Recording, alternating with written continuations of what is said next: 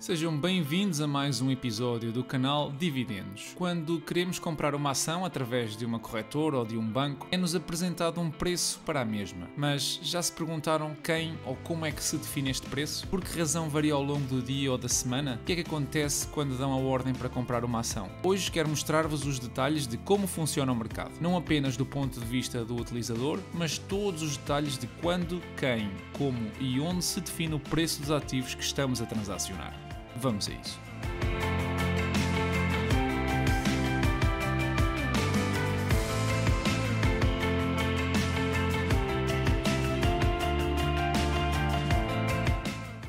Se estás a comprar uma ação através de uma aplicação no telemóvel ou do computador, consegues ver que o preço da ação não é estático. Já sabemos que o mercado é regido pela lei da oferta e procura e, como tal, existe uma dinâmica associada ao preço. Mas como é que funciona exatamente? Antes de começar com a explicação gráfica, convém definir a diferença entre ordens de mercado e ordens limite. Ordens de mercado é um pedido que fazes ao teu broker para ir comprar a ação a qualquer preço, apenas carregando no botão comprar. As ordens limite são pedidos onde especificaste o preço a que queres comprar ou vender a ação. Ok. Então, abres a aplicação do teu broker e decides ver o preço de uma ação A. Ora, o teu broker vai pedir à bolsa específica da ação que estás a ver qual o preço a que foi pela última vez transacionada. A bolsa tem um registro chamado Order Book, ou livro de ordens, em português. Neste livro registram, entre outras coisas, a quantidade de ofertas, representada pelo símbolo Ask, e a quantidade de procuras, pelo símbolo Bid, por preço para essa ação. De forma simplificada, na esquerda estão então as ordens limite de compra e à direita as ordens limite de venda. No meio encontram-se os preços correspondentes. Se algum utilizador definir uma ordem limite para comprar 5 ações da companhia A,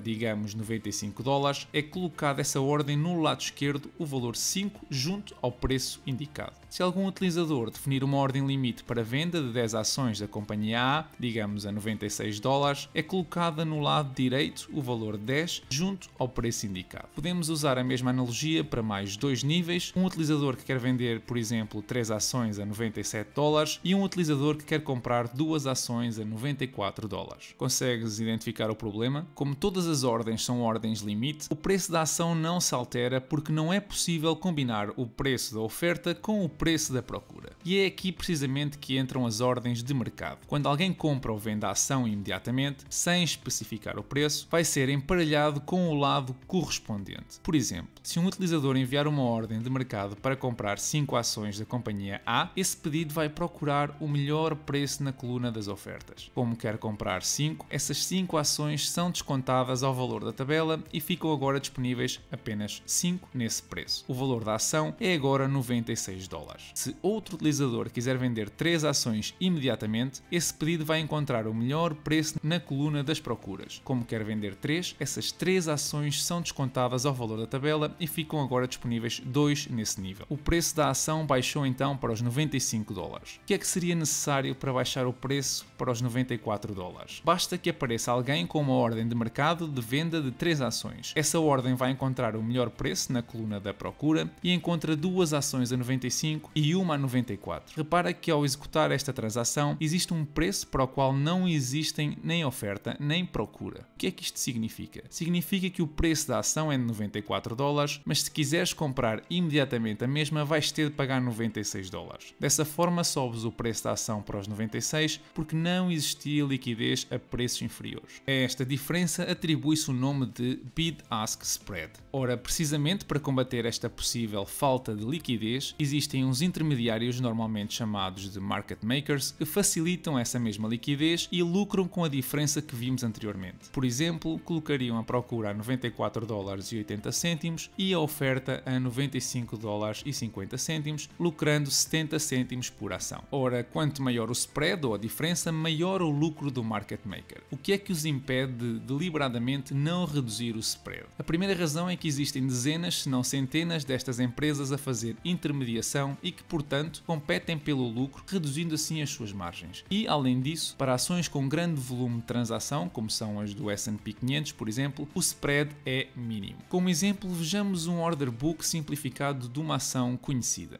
Este é um exemplo de um order book associado à ação da Pfizer. Como podem ver, existia um spread mínimo entre a procura e a oferta, porque é uma ação com uma liquidez muito elevada. Se olharmos para um exemplo de uma ação com muito menos liquidez, a Motorola, vemos que o spread é de 22 cêntimos, o que se traduz num maior lucro para os market makers. Ok, então já vimos que existe um intermediário que ajuda a criar liquidez nos mercados. Voltando ao gráfico inicial, estás a navegar na tua corretora e queres ver o preço da ação. A tua corretora pede os preços à bolsa onde é transacionada e ao market maker e orienta a tua ordem pelo melhor preço disponível. O que é que acontece depois? Bom, depois de enviada a ordem de compra, o market maker envia o acordo de compra ou venda e transação da ação para uma entidade, a clearing house. Como hoje em dia já não se usam certificados de ações em papel, alguém tem de forma independente, garantir a veracidade e viabilidade da transação. Isto é, alguém tem que garantir que o comprador tem dinheiro suficiente e que a ação é passada do vendedor para o comprador. Nos Estados Unidos, essa entidade é a DTCC. Apesar de teres comprado a ação hoje e aparecer imediatamente na aplicação no telemóvel ou na página web, a transação apenas é garantida 2 dias depois. Daí a expressão T+2. No entanto, se fores consultar o teu saldo, o valor da transação já aparece deduzido, no caso de seres o comprador, ou como crédito no caso de seres o vendedor. No entanto, muitas corretoras não te permitem levantar este valor até um par de dias depois, e esta é a razão. Deves entender também que o dinheiro que depositas nas corretoras não é usado diretamente na compra da ação. As corretoras são obrigadas por lei a separar os seus ativos dos ativos dos clientes. Isto significa que, quando dás ordem de compra, o dinheiro do teu saldo fica cativo e a corretora avança com o dinheiro dela para te comprar a ação. 2 dias depois, a transação é certificada e a corretora pode então transferir o dinheiro da tua conta para a sua. Isto é obviamente um risco para a corretora e para o DTCC. Como é que a entidade que certifica garante que a corretora tem dinheiro para assegurar a transação? A resposta é simples. Dependendo do volume de transações dessa corretora, é requisitado um depósito como colateral atualizado diariamente. Ou seja, a corretora tem de apresentar uma conta bancária específica com um colateral suficiente determinado pelo DTCC. Já vimos como é o fluxo completo da tua ordem, mas agora vem o mais interessante. Se estiveres a comprar uma ação e a tua corretora entender que existe um utilizador na mesma corretora que quer vender, a tua ordem nunca chega às bolsas. Vai ser comunicada a mesma ao DTCC, mas neste caso específico não afeta o preço da ação no mercado. Esta é chamada ordem OTC, ou Over the Counter. Se comprares frações de ações, as tuas ordens também não chegam ao mercado. A corretora vai comprar uma ação e depois distribuir as frações pelos utilizadores que estiverem interessados. Outro problema que seguramente os mais atentos já detectaram é o seguinte: uma instituição com um grande número de ações, digamos milhões, quer desfazer-se delas. Tem duas hipóteses. Se o fizer com ordens normais, vai fazer com que o preço da ação desça vertiginosamente, o que não é um bom cenário para ninguém. Se o fizer através de ordens de mercado, vai colocar barreiras na subida do preço. Por exemplo, colocando no lado do ask 500 mil ações a $95, mais 500 mil ações a $96, mais 500 mil ações a $97 e assim sucessivamente. Ora, isto cria barreiras na subida do preço, dificultando a movimentação do mesmo. O que fazem então é a negociação numa dark pool,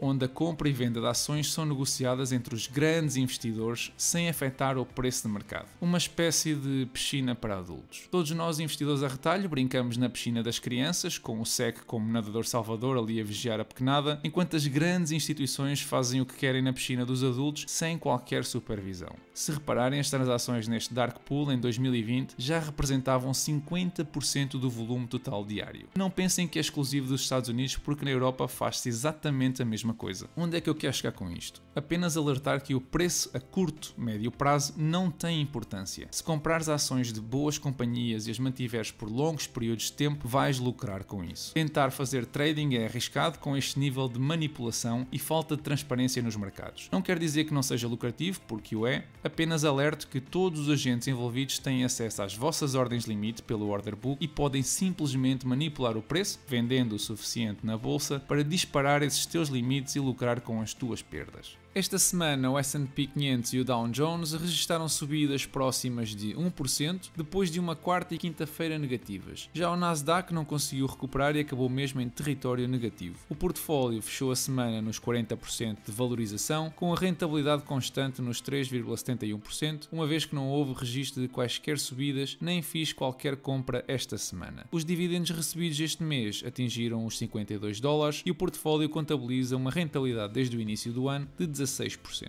Ora, eu não tenho estado muito ativo nas últimas semanas e a razão é algo que se tem falado muito nos últimos tempos e do qual já falei aqui no canal: a subida da rentabilidade das obrigações do governo estadunidense a 10 anos. Quando se compra uma obrigação ao governo, estamos na prática a emprestar o nosso dinheiro por um período fixo de anos a troca de uma rentabilidade, que no caso dos Estados Unidos é um valor variável com uma tendência nitidamente decrescente desde os anos 80. É importante que entendam isto porque nas últimas semanas o mercado tem sido afetado sempre que a rentabilidade das obrigações sobe. Deixem-me mostrar-vos a minha opinião sobre o tema. Na seguinte imagem está a mesma tendência, mas com umas regiões delimitadas pelas linhas a azul. Neste momento a rentabilidade das obrigações a 10 anos está a rondar os 1,6%, mas tem vindo a subir desde agosto de 2020, onde se situava à volta dos 0,5%, foi mais ou menos a altura da primeira ajuda fiscal. Se repararem, a rentabilidade não tocou ou entrou na zona superior muitas vezes, mas das poucas que o fez, o mercado teve perdas significativas. Estamos a falar da bolha de 2000, da crise de 2008 e de um 2018 onde a guerra de tarifas entre a China e os Estados Unidos impactou o mercado. Estes três cenários representam quedas de 57%, 49% e 20% respectivamente no S&P 500 durante os meses que se seguiram. E é por isso que, olhando para o gráfico, sempre que a rentabilidade se aproxima dos 2%, o mercado, e mais sensivelmente o Nasdaq, responde com prontidão. Atenção que isto não significa que a rentabilidade das obrigações estão diretamente relacionadas com as quedas do mercado. É apenas a minha opinião e seguramente terei a oportunidade de a discutir num próximo episódio. E por hoje é tudo. Peço-vos que, se gostaram do episódio, deixem o vosso like no vídeo, ajudando assim a expandir o canal, deixem os vossos comentários ou sugestões, subscrevam se querem seguir este tipo de conteúdos. Da minha parte, desejo-vos a todos uma excelente semana e bons investimentos.